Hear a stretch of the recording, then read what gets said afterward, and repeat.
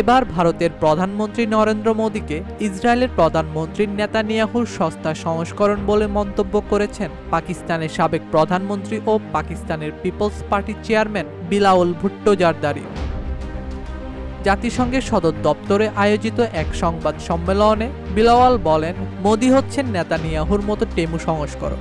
টেমু হচ্ছে চীনের জনপ্রিয় একটি অনলাইন মার্কেটপ্লেস, যেখানে খুব সস্তা দামে পণ্য পাওয়া যায়, যেগুলোর মান খুবই নিম্নমানের।